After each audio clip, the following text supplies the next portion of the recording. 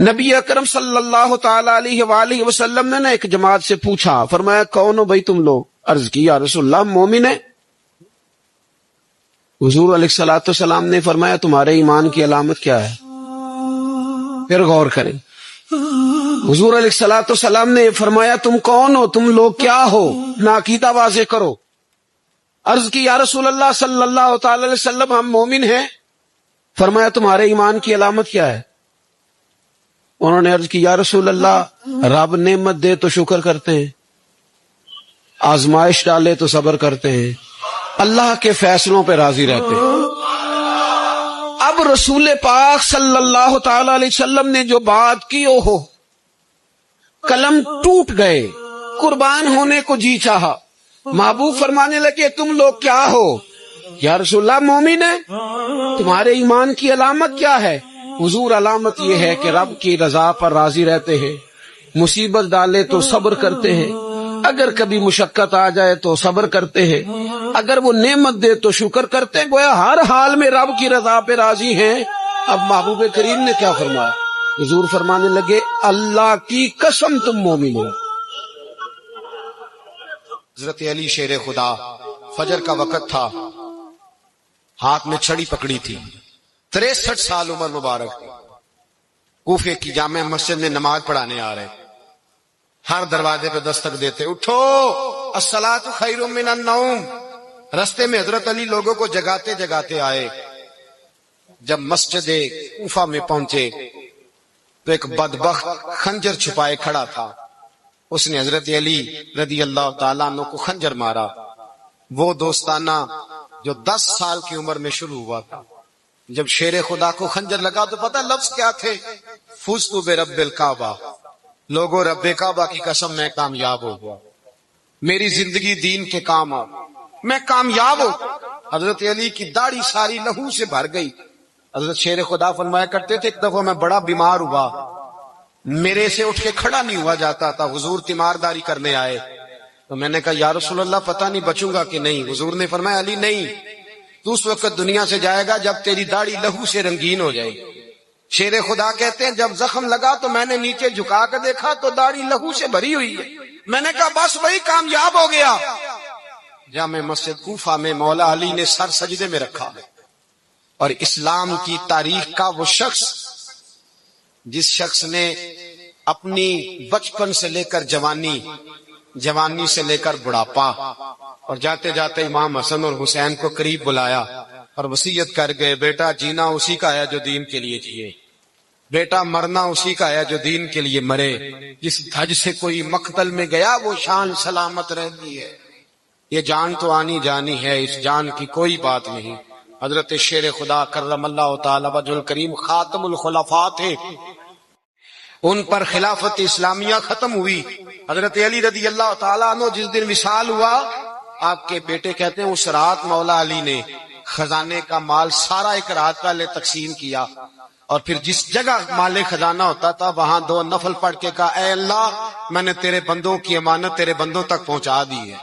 زندگی دین کے نام کر کے وہ شیر رخصت ہوئے۔ 21 رمضان المبارک کی شام ڈھلی تو حضرت علی المرتضی شیر خدا رخصت ہوئے۔ حضرت بلال آئے جناب عمر سے ملنے، کیسے وہ کسرا بھی آئے تو عمر خاطر میں نہ لائے، پر بلال حبشی دروازے پہ داخل ہوئے تو فاروق اعظم نے کرسی چھوڑ دی، ہاتھ باندھ کے کونے میں کھڑے ہو گئے، کالا رنگ ہے، نام بھی لکھنا نہیں جانتے۔ لوگ کہنے لگے عمر کون آ رہا ہے جس کے لیے تیرا اتنا استقبال ہے؟ حضرت عمر کہنے لگے چپ کر جاؤ، اس کی بات نہ کرنا، اسے آنے دو۔ حضرت سیدنا بلال آئے، کہنے لگے امیر المومنین کیا کر رہے ہو؟ فرمایا نہیں چپ کر یار، بازو پکڑا اپنی کرسی پہ بٹھایا۔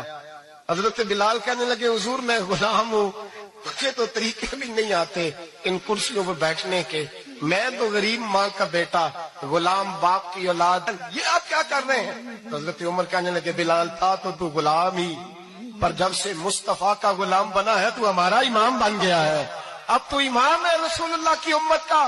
فرمایا وہ مجھے دن یاد ہے جب مکہ فتح ہوا تھا، بت ٹوٹ گئے تھے، بڑے بڑے سردار تھے، اور میرے نبی نے فرمایا بلال سے کہو کعبے کی چھت پہ چڑھ کے اذان دے، تو لوگوں نے کہا حضور یہ سارے جل گئے ہیں، کسی اور کی ڈیوٹی لگا دے۔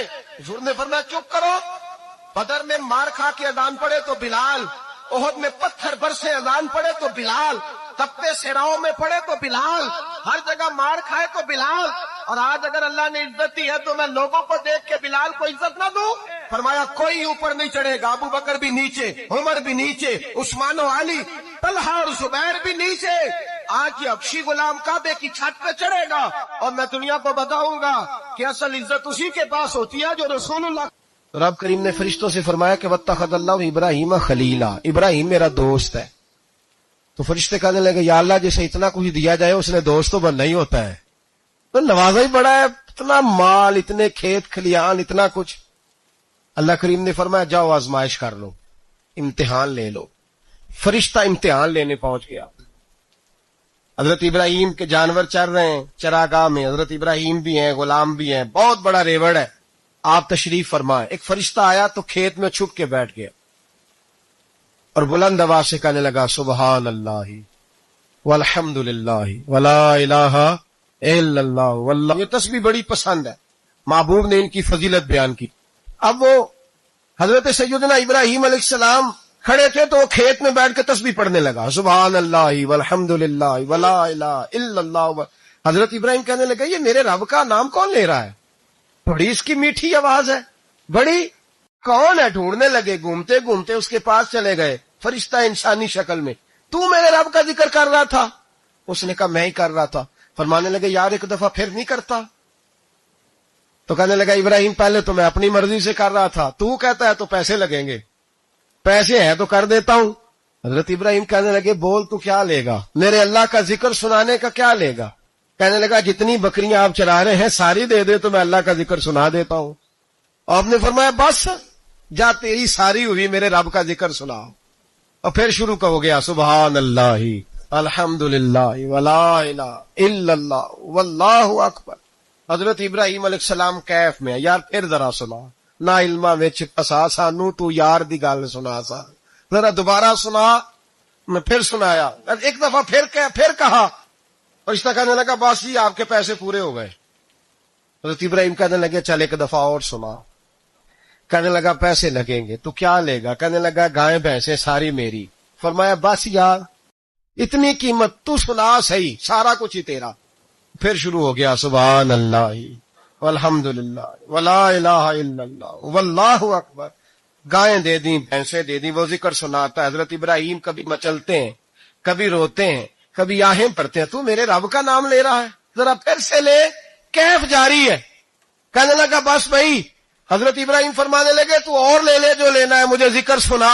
اس نے کہا ابراہیم بکریاں میں لے چکا، گائے بھینسیں میں لے چکا، اونٹ رہ گئے، سارے لے لوں گا پھر ذکر سناؤں گا۔